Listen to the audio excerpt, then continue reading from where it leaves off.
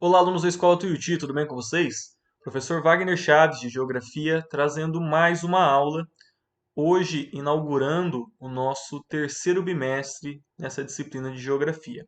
A gente já conversou um pouquinho ontem na aula de Educação Financeira, estou gostando do que eu vi, bastante pessoas já assistiram às aulas, já enviaram as tarefas, parabéns, por favor, continuem assim, e a gente vai conseguir passar por esse período de maneira mais agradável possível e agregando conhecimento, que é para isso que a gente está aqui. Beleza? Bom, pessoal, então a gente vai dar início ao nosso terceiro bimestre. Peguem a apostila, o caderno, e essa apostila vai tratar de um assunto que a gente já vem tratando do bimestre passado, que é questões do continente africano, mas agora a gente vai ver alguns estudos de caso. A gente vai ver alguns problemas que existiram, se a gente pensar em tempos históricos, até ontem, no continente africano e quais são as origens dele. Beleza? Então, pegue a apostila, o caderno e me acompanhe em mais uma aula. Primeira coisa, pessoal, a gente está vivendo um momento bastante conturbado. Então, eu já comentei nas aulas da morte do George Floyd nos Estados Unidos. Começou a ter um monte de manifestação no meio de pandemia e agora os casos estão subindo lá de novo. A gente está tendo bastante manifestações contra o racismo. Mas afinal, o que é racismo, né? Da onde que ele surgiu, de onde que veio? É, a ideia de que existe uma raça superior, ela surge na Europa, lá no século XVIII, tá? É, e ele levava em consideração o quê? Bom, a Europa era o lugar mais rico, Inglaterra, França, Espanha, Holanda, Alemanha. Ela detinha poder militar, detinha colônias na América, na África, na Ásia. Então, isso levou aos europeus a esse sentimento de serem superior aos outros. Ser superior ao quê? Aos negros, aos indígenas, aos asiáticos. Então, a partir daí criou-se a ideia de raças distintas, de que o branco europeu era superior ao negro africano, ou ao indígena da América, ou ao amarelo asiático, tá bom? Mas, no ponto de vista biológico, da biologia, não tem nenhuma diferença entre o branco, o negro, o asiático, o polaco, o inuit, o pigmeu, é tudo igual, tá bom? Não existe nenhuma diferença biológica entre a gente. O que acontece? Cada pessoa ela tem algumas características genéticas que são passadas de pai para filho e que assim elas permanecem. Então, por exemplo, eu sou negro. Tá bom? A minha mãe, meu pai era caucasiano, ele era branco, e a minha mãe é negra. Tá? Então, eu sou negro, eu carrego esse marcador genético em mim. E eu já tentei levantar um histórico da minha família, aquela árvore genealógica, e eu tenho quase certeza que meus antepassados eles foram escravos, escravos negros. E essa característica negra é porque eles viviam na África. África, um clima tropical, sol o ano todo, e uma maneira que o corpo cria de tentar se defender dessa quantidade de sol é criando melanina. E a melanina que dá o tom da nossa pele, dá esse tom mais negro na minha pele. Então, é simplesmente um marcador genético. Então, a questão dela ser branco, negro, de ter o olho puxado, de ter o cabelo crespo, de ter o cabelo liso, são todas características genéticas que não influenciam em nada na diferença de uma pessoa para outra. Então, não é correto a gente falar de raças. Raça é uma, é a raça humana, tá bom? O que nós temos são características diferentes: negro, branco, pardo, loiro, ruivo. Porém, isso não diz respeito a nenhuma diferença biológica. Ninguém é melhor por ser branco, ninguém é melhor por ser negro. Então a gente tem que aprender a respeitar cada pessoa por ser quem ela é. Tá? Ninguém escolhe ser negro, ninguém escolhe ser branco, ninguém escolhe ser polaco, ninguém escolhe ser japonês. São traços genéticos que nós trazemos dos nossos antepassados e isso não tem como a gente se livrar. A gente tem que aprender a viver com isso, conviver com o diferente e aprender a respeitar. Beleza? Bom, dito isso, Agora a gente vai entrar então no conteúdo do bimestre, praticamente dito, tá? Bom, primeiro, pessoal, a África, e isso eu já falei no bimestre passado, ela é um continente bastante diverso, tá? Então a gente costuma ter uma imagem meio pejorativa de que a África só tem negro e pobreza. Não, tá? É um continente bastante diverso, a gente já viu a diversidade de paisagem, uma diversidade cultural muito grande, uma diversidade linguística muito grande. Então, nós costumamos falar que a África é um lugar plural. Plural por quê? É um lugar diferente, é um lugar que tem várias línguas, várias culturas, várias religiões, vários tipos de pessoas. Não é um lugar só. Então, cada país desse aí que vocês estão vendo tem uma realidade muito particular. É um mundo à parte. Do mesmo modo que a gente pode pensar aqui na América do Sul, eh, a Espanha colonizou do México até o Uruguai, até a Argentina. São países completamente diferentes, com histórias distintas. A mesma coisa acontece no continente africano, tá bom? Bom, com o fim da colonização, e a gente viu, né? A colonização da África aconteceu ali no século XIX e ela tem início com o final da segunda, ela tem final, perdão, com o fim da Segunda Guerra Mundial em 1945. Então chega também o fim esse período de colonização na África. Porém, isso não significa que as coisas se acalmaram lá, tá? Muito pelo contrário. Você tinha o domínio europeu. Quando os europeus saem da África, deixam uma bagunça. Primeiro, vamos voltar aqui no mapa da África. Isso eu não canso de comentar, pessoal. Olha como o mapa da África tem muitas fronteiras retas, porque simplesmente pegaram a régua e passaram. Olha, esse país começa aqui, esse outro termina aqui. Então, eles não respeitaram os povos, as antigas fronteiras que tinham. Muitas vezes, pessoas inimigas, etnias inimigas, ficaram no mesmo território e depois tiveram que disputar o poder. Tá? Inclusive, tem guerras acontecendo até hoje por conta disso. Então, quando os europeus saíram da África, é, o que aconteceu na verdade foi que as coisas pioraram, porque você começou a ter vários conflitos, várias guerras civis, tá? E guerra civil, como eu já falei, ainda bem que saiu o filme do Avengers, que agora é mais fácil de explicar o que é uma guerra civil.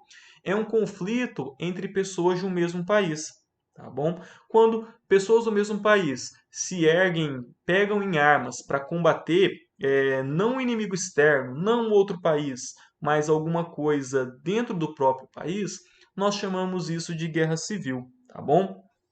E quando surgiram esses primeiros países, como eu havia dito, vários grupos inimigos ficaram responsáveis, ficaram habitando em um mesmo país, em um mesmo lugar.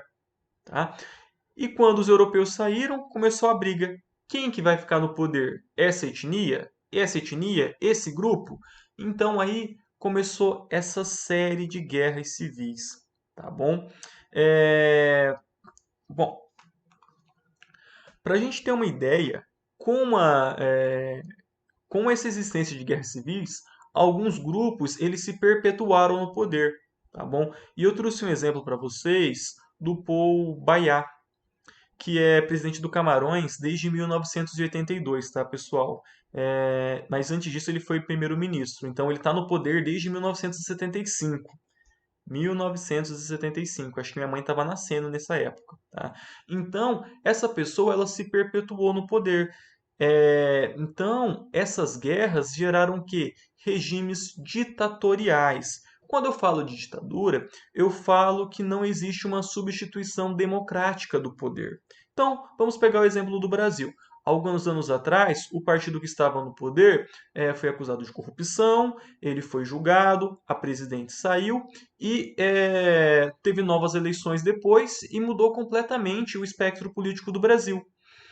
Isso é uma democracia, porque as pessoas escolheram colocar a pessoa na presidência, tirar, colocar um outro completamente oposto. Isso é sucessão de poder, isso é democracia. Quando a gente olha os Estados Unidos, é geralmente um presidente democrata, um presidente republicano, democrata republicano. Lá não. Lá, por conta dessas guerras, grupos ou pessoas ou famílias se perpetuaram no poder e eles não permitem essa abertura democrática. Às vezes pode até ter eleição, só que uma eleição fraudada, uma eleição forjada que perpetuam essas pessoas no poder. Quando não ela, seus filhos, quando não os filhos, os netos. Então, é um cenário bastante comum, não só na África, tá, pessoal? Na Ásia também tem bastante casos assim, mas na África é bastante comum de você criar ditaduras perpetuando o poder na mão de poucas pessoas, tá? E não quero nem entrar em detalhes de que isso leva a muita corrupção, porque você não tem o controle dos gastos públicos, está na mão de um pequeno grupo, da pequena família dessas pessoas, tá bom? Bom, agora eu quero apresentar para vocês o caso de Angola, tá bom? Então, observem o mapa da África aí. Eu circulei em vermelho o país que é Angola, do outro lado tá amarelo, que é Moçambique. Por que eu circulei esses dois países? Porque eles são muito parecidos com o Brasil, no sentido de que eles são falantes da língua portuguesa. Eles são lusófonos, tá? Países que falam português são países lusófonos. E Angola, em específico, ele forneceu muito escravo para vir trabalhar para o Brasil, aqui no Brasil, nas lavouras de cana, tá bom? Só que diferente da gente que conseguiu a independência ali no século XIX, a independência de Angola só ocorreu em 1975. Então, ó, justamente ali, minha mãe estava nascendo, Angola estava se tornando independente, estava se tornando um país livre, tá bom? Bom, pessoal, quando Portugal sai de Angola, Angola deixa de pertencer a Portugal, existiam vários grupos que lutavam por essa independência. Tá? A gente sempre fica pensando, professor, mas por que esses países não declaravam independência? Aqui no Brasil, a nossa independência foi um pouco atípica, porque na verdade a família real, um membro da família real, que foi o Dom Pedro, ficou no Brasil e declarou independência de Portugal. Mas na América Hispânica, Argentina, Chile, Paraguai, Uruguai, Equador, Bolívia, Venezuela, todos esses países teve guerras, tá bom? E na Angola não foi diferente, formaram grupos armados que lutavam pela independência. E aqui a gente vai destacar dois grupos, tá? Primeiro, o Movimento Popular para a Libertação de Angola, o MPLA. O MPLA, ele era socialista e era apoiado pela União Soviética, tá bom? E do outro lado, a gente tem a União Nacional para a Independência Total de Angola, a UNITA, que era apoiado pela África do Sul e pelos Estados Unidos. Por que que é importante dizer quem que apoiava quem aí?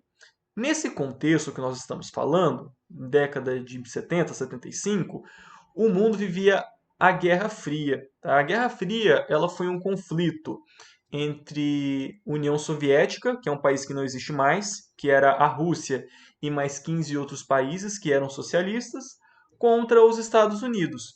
E era uma guerra ideológica. Os Estados Unidos capitalista, União Soviética socialista, tá bom? Então, esses dois países nunca entraram em guerra declarada um contra o outro. Por quê? Eram duas potências econômicas, duas potências militares, duas potências nucleares. Então, uma guerra entre eles poderia ser o fim do mundo. Então, o que, que eles faziam? Eles financiavam conflitos menores.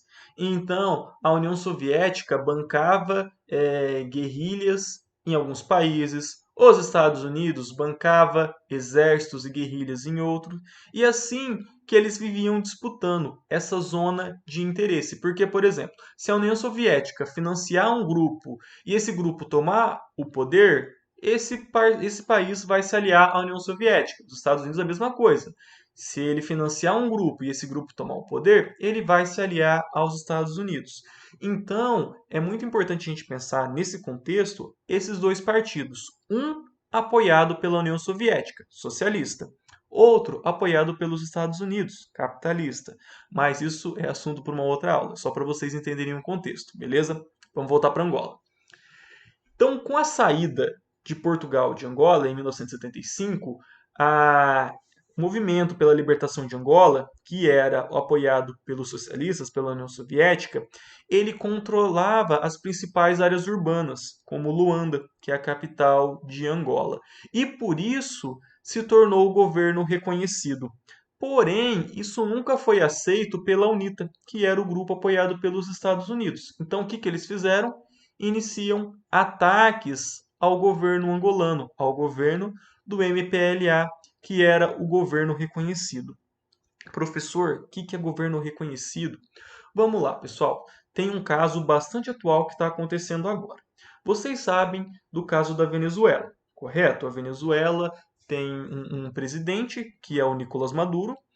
Ele foi eleito, a Venezuela entrou numa crise, houve novas, ele ficou 5 anos no poder, que lá são 5 anos, houve novas eleições, o Nicolás Maduro foi eleito novamente, e só que muitas pessoas, muitos organismos internacionais, não vou falar pessoas porque parece que é eu falando, né? Não, organismos internacionais apontaram que houve fraude nas eleições, tá? E indicaram um outro, a Assembleia da Venezuela indicou um novo presidente, que é o Guaidó. Aí o que acontece? Alguns países falam assim, o verdadeiro presidente da Venezuela é o Nicolás Maduro. Outros países, como os Estados Unidos, falam assim, o verdadeiro presidente da Venezuela é o Juan Guaidó. E recentemente a Venezuela, que tinha um ouro mesmo, tá? Barras de ouro, num banco britânico, eles foram tirar esse dinheiro para comprar insumos para fabricação de medicamentos e coisas hospitalares por conta do coronavírus. E o Nicolás Maduro falou: Ô Inglaterra, dá o nosso ouro aí que a gente vai comprar os equipamentos aqui. A Inglaterra falou assim: para você não, porque a gente reconhece o Juan Guaidó como presidente da Venezuela. O que isso significa nesse contexto, pessoal? Um governo não reconhecia o outro. Ah, você é o presidente? Não, eu não aceito. E aí começava o quê? Guerras, uma guerra civil, a Primeira Guerra Angolana, entre esses dois grupos, entre esses dois partidos. Tá? Lembrando, sempre lembrando, eram financiados ou por Estados Unidos ou por União Soviética. Bom, bom, o que acontece? Com o fim da União Soviética, em 91, não é 90 não, 91, tá? O governo de Angola ele foi pressionado a fazer novas eleições, porque quem financiava esse governo de Angola? A União Soviética. A União Soviética acabou. Cada um foi para o seu lado. Virou Rússia, virou Ucrânia, virou Letônia, Estônia, Letônia. A União Soviética acabou. Essa guerra ideológica, ela acabou. Tá? Bom, então beleza, vamos fazer novas eleições. E o MPLA ganhou novamente. Só que daí a UNITA falou: bom, a gente não reconhece essas eleições, foram fraudadas, e inicia mais uma vez conflitos, a Segunda Guerra Civil Angolana. Então, pessoal, percebam que de 1975, quando a Angola ficou livre, até 2002, Angola não teve paz. Foi um período de intensos conflitos na busca pelo poder. Tá? E por que eu digo até 2002? Em 2002 que foi assinado um acordo de paz entre os dois grupos, tá bom? Então Angola hoje tem um governo democrático representativo, tem eleições. As eleições elas são acompanhadas por organizações internacionais. De modo geral, lá não tem tantos problemas com fraudes eleitorais, mas deve ter, né? O problema é que todo esse tempo de guerra custou vidas. Angola é um país extremamente pobre, uma população extremamente carente de infraestrutura, às vezes não tem água potável lá, não tem saneamento. Então, imagina como que é as condições de vida de quem mora nesse lugar. Mas também em Angola tem pessoas muito ricas. Por quê? Porque fizeram parte desse aparato estatal durante muito tempo e com isso conseguiu acumular dinheiro. Beleza, pessoal? Eu vou ficando por aqui. Peço que vocês fiquem em casa, lavem as mãos constantemente, cumpram a quarentena certinho que eu quero ver vocês logo. Um abraço e até mais.